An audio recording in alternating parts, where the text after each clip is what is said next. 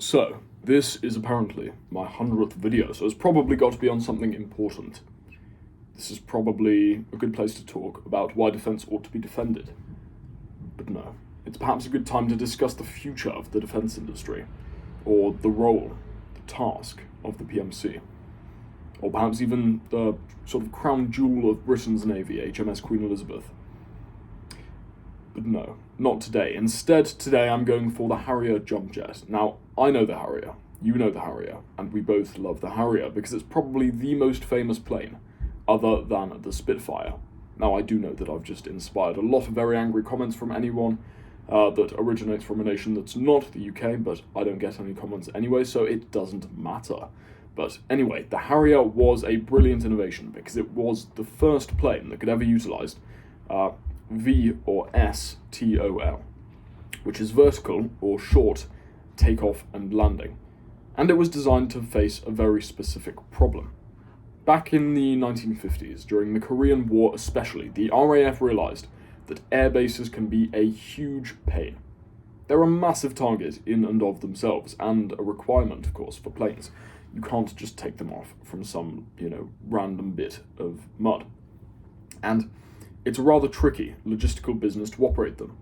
Also, carriers are getting used more and more, and the development of the technology is progressing further, but nonetheless, operating planes from a carrier is difficult. And generally, it's a bit of a tricky business all round, so the question is, how can we kill two birds with one stone to allow these planes to operate in more rugged environments? And as Griffin once said, the key is small birds, big stone. And that big stone came in the form of 12,200 pounds of pure awesomeness. The Harrier Jump Jet, utilising short and vertical takeoff and landing capabilities, it could land, and importantly again, take off from improvised runways. That could be car parks, even a clearing in the forest. The point is, it really maximises operational potential, meaning that you don't have to rely so much on these really big bases, and concealment can generally be maintained. And this gives a nation huge tactical advantage. And this allows for a more expeditious force, a more expeditious operation, pushing forward. And of course later, more simplified carrier landings. Now, the longevity of the Harrier is insane. It first came into service in April 1969 and left service in November 2010. That's more than 53 years. Don't quote me on that, I might have just got that mental maths wrong. Finishing finally as the Harrier II in the old Harrier Carrier Strike Group, which was finally disbanded as the Carrier itself was disbanded. But again, the plane wasn't even really put out of service, it was the Carrier. And a lot of nations still use them. I believe Spain still uses Harrier IIs on their Carrier because they are just so incredible, and even today they measure up reasonably well for naval power. Now, I'll just call it VTOL from now on because SVTOL is a pain. VTOL is something that hadn't been done before at the time.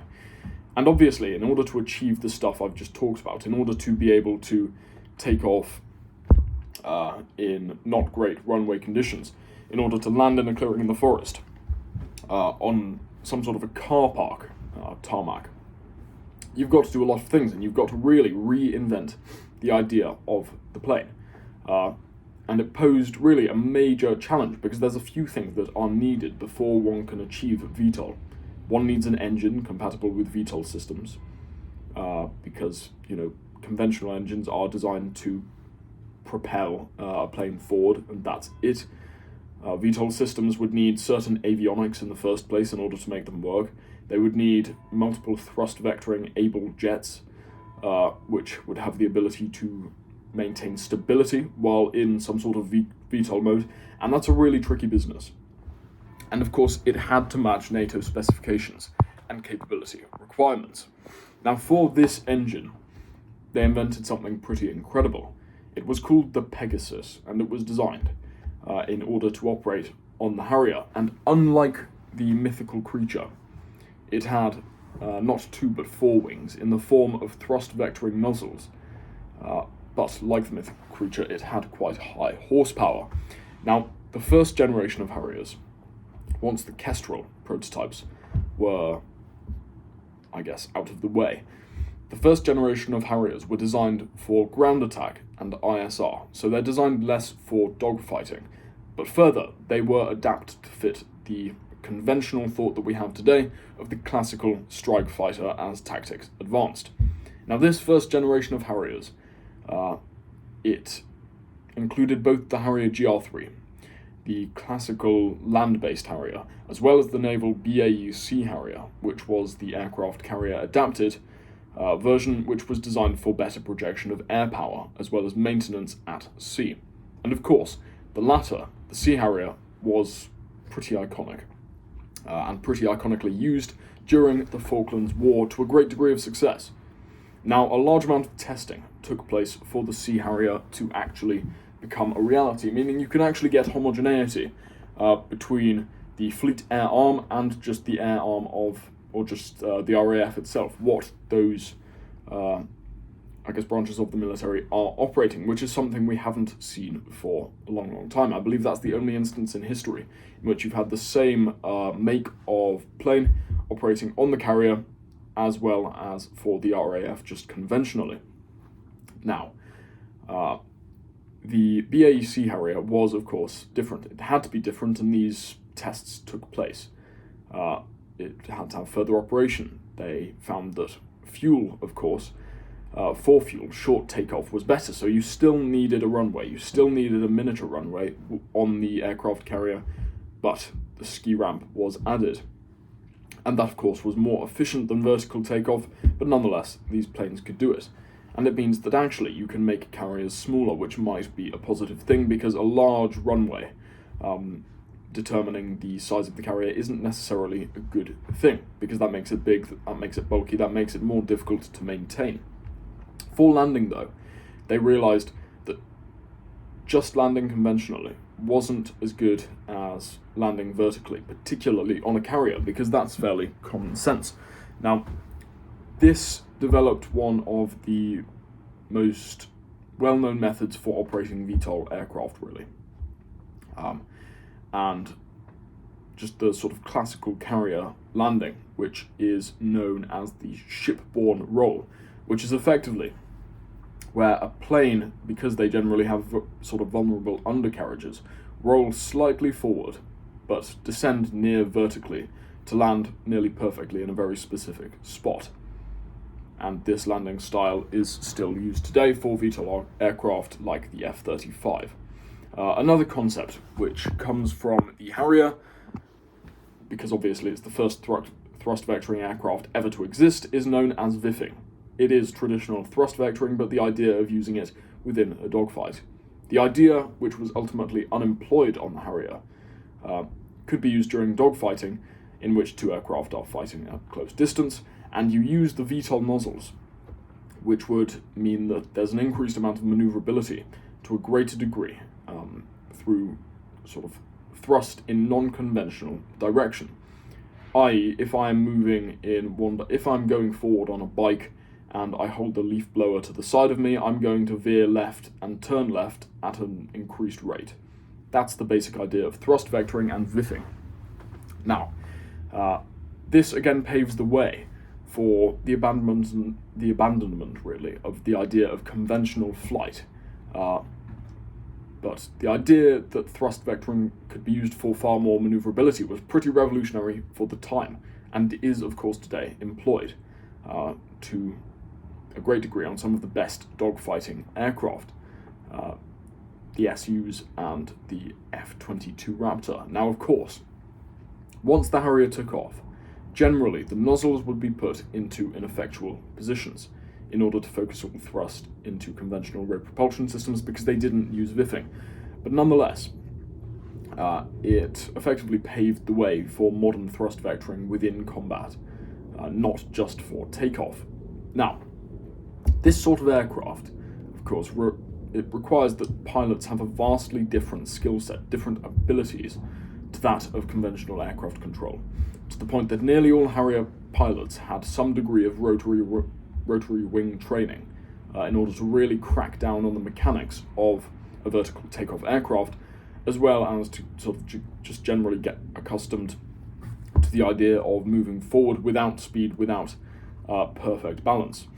Now, the initial Harrier had a range of, I believe, 200 nautical miles, which is about 370 kilometers.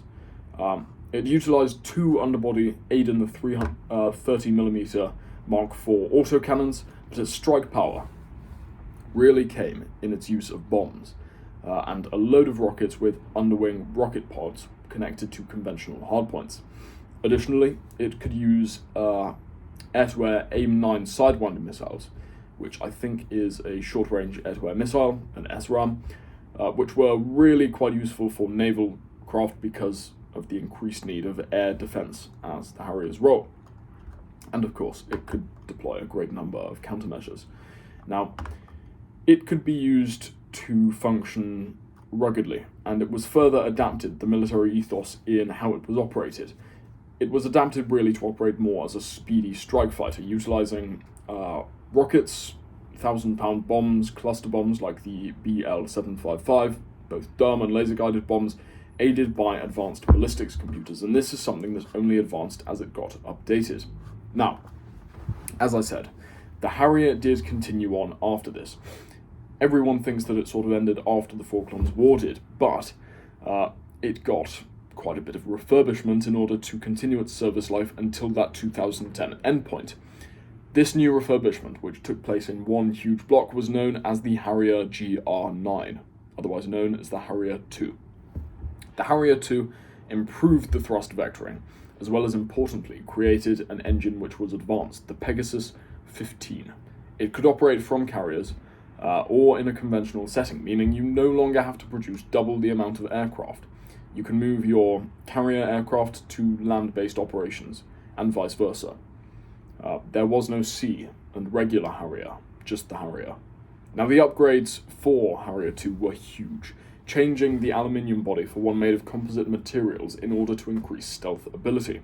They added two hardpoint munitions, or two different hardpoints for the equipping of munitions, which generally employed missiles, and of course the wings were stronger, meaning payload capacity on the initial hardpoints was increased. They could carry more advanced munitions as well as heavier ones, including a far further reaching AIM-120 air-to-air missile. Additionally, the thing that was advanced really the most was the avionics abilities, communications and ballistics computers. But also, something that people don't really appreciate often is Harrier II was just generally much safer. It wasn't so difficult to control. It had better control over avionics in general. It could also withstand better or more harsh conditions. That's weather, that's bird strikes, all sorts really. And so I think that's really something just to consider. And I think it used a Link 16 communications, but it also had auxiliary communications channels, which, increased capability greatly. Hopefully that wasn't too much of a ramble for the 100th, if anyone actually watched. But I will leave it there. The Harrier is rather legendary.